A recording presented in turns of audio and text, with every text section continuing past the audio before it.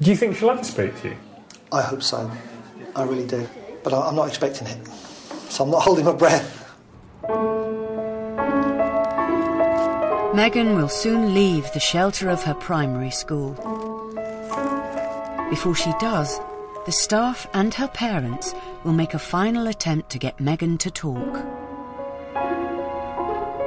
People might think, oh, it's a bit funny, they're not talking, but it's serious. She goes to secondary school next year, so I really want her to talk before secondary school. What do you do about getting a job if you can't talk? You can't communicate, what do you do? How much do you want to speak, Megan?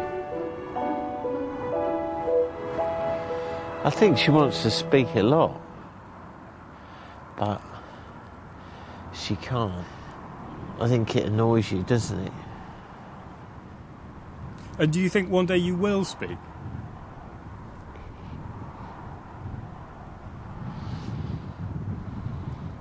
When will that be? Tomorrow? No. Monday. How about Monday? If selective mutism isn't dealt with early on, then potentially there are serious consequences. We know of adults who didn't receive the right help when they were children, and they've become either socially anxious, socially phobic, or agoraphobic, completely isolated, dependent on their relatives, and ultimately it's going to lead to depression.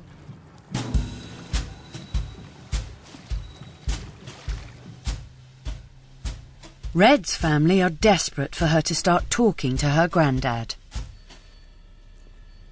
Tell me what sort of granddad he is. Would you like to be able to talk to your granddad? And do you think you will?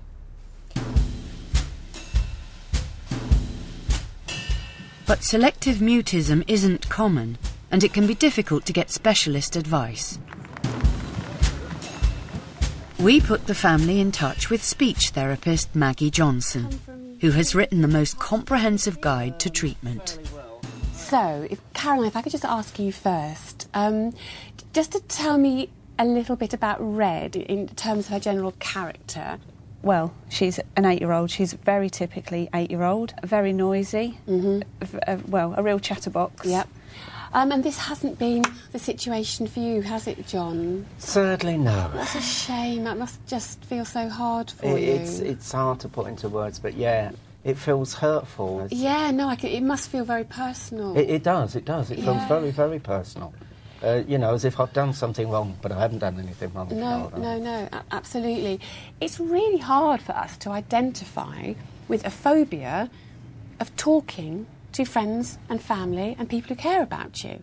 Often it's the very people that the child wants to speak to the most that they find it the hardest to speak to. Well, that's some consolation. Oh, it's definitely the case. She might be afraid that she's disappointing you, that she's letting you down, that she's disappointing you by not speaking to your dad. And there are all of these thoughts going on in her mind, and in the end it's easy to say, I'm too busy. It's just easier to avoid it. But they just Maggie suggests some new ideas the family could try. One good step is a talking book. These should help Red to take small steps towards starting to talk. He's having a conversation with you, just knowing that you're on the phone. To reduce Red's anxiety, Grandad is advised to tell Red that he knows how she feels. It's reassurance that you understand that talking for her is actually it's quite scary at the moment, and it's bringing this horrible panic feeling, but you know she's not doing it deliberately. It's just about the general message that you'll get there, and we don't have to talk straight away. We can just communicate in other ways first. Yeah. That you don't mind. It'll happen when you're ready, and exactly. I still love you just as much, sort of thing. Exactly. If there's one thing selective mutism demands, it's patience.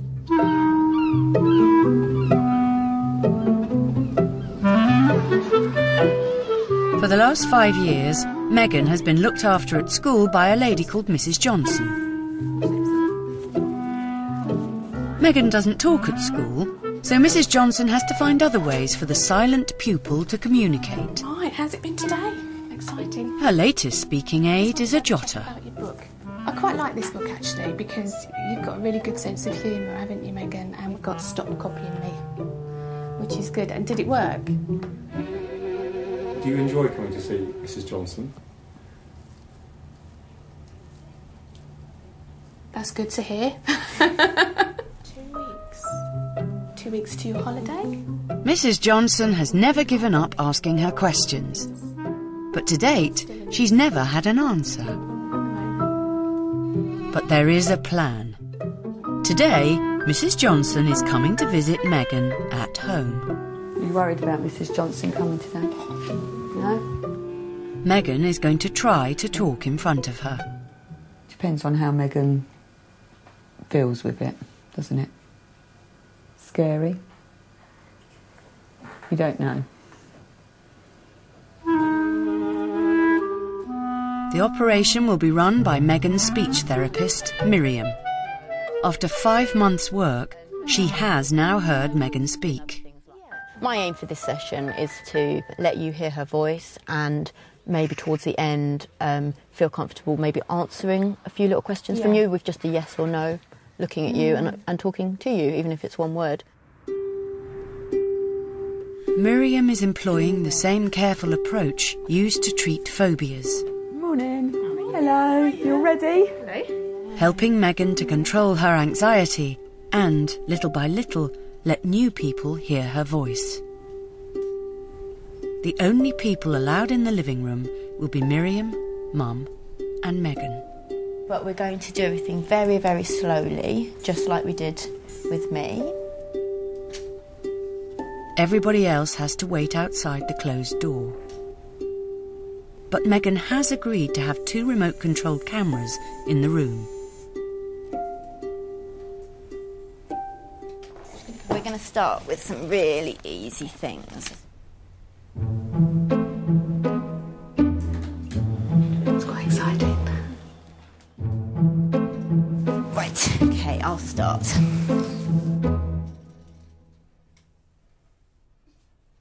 1, 3, 5, 7, 9. Can you hear anything, Carol?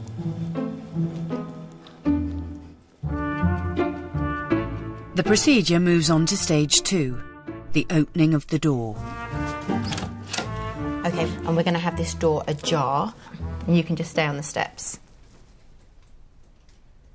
Okay, January, March, May, July, September. It's a tiny voice, but it can be heard in the hallway.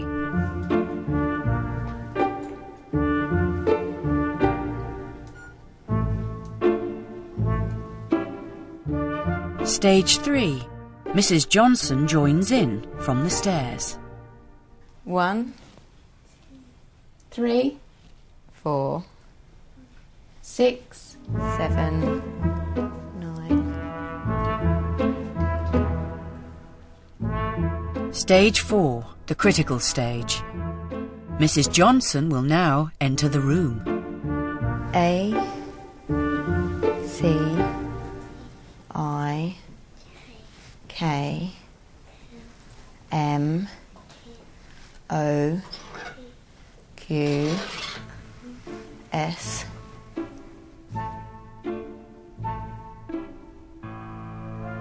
Megan, what colour's the sun?